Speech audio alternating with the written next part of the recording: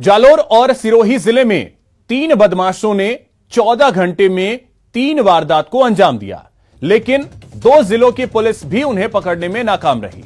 तीसरी वारदात में जालोर की एक बेटी सौरभ ने 2 लुटेरों को दबोच लिया,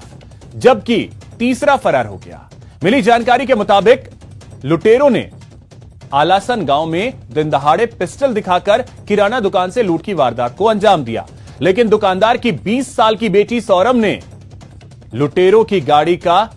गेट पकड़ लिया, उन्हें भागने ही नहीं दिया।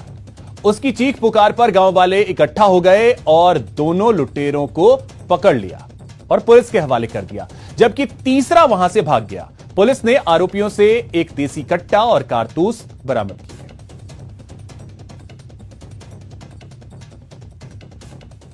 आज सुबह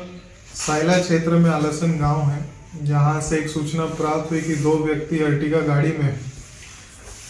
लूट करने का प्रयास किया और एक किराने की दुकान से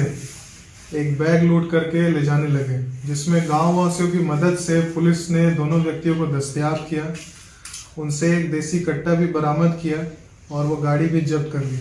जालोर व सिरोही जिले के 220 किलोमीटर के एरिया में जिस तरीके से 14 घंटे में 3 लुटेरों ने जिस तरीके से तांडव मचाया और 3 जगह लूट की वारदात को अंजाम दिया, ऐसे में 2 जिलों की पुलिस इन्हें पकड़ नहीं पाई, लेकिन 20 साल की जालोर की बेटी ने इन लुटेरों को पकड़ लिया और फिलहाल तीनों लुटेरे में से 2 पुलिस की हिरासत में है तो एक फरार है। आपको बता दें, पहले इन लुटेरों ने एक टैक्सी चालक को जो है बेहोश करके कार लूटी और उसके बाद पेट्रोल पंप पर लूट की वारदात को अंजाम दे करके साइला क्षेत्र के आलासन गांव में किराने की दुकान पर लूट की वारदात को अंजाम देकर फरार हुए थे। इस दौरान 20 साल की आलासन निवासी इस बेटी ने जिस तरीके से सूझबूझ से इन लुटेरों का सामना किया, इन लुटेरों ने जिस तरीके से बेटी के ऊपर जो है रिवॉल्वर तानकर डराना धमकाने की कोशिश की, लेकिन इस बेटी ने किसी भी तरीके से इन लुटेरों की गाड़ी का फाटक नहीं छोड़ी और ऐसे में ग्रामीणों की भीड़ इकट्ठा हो गई और ये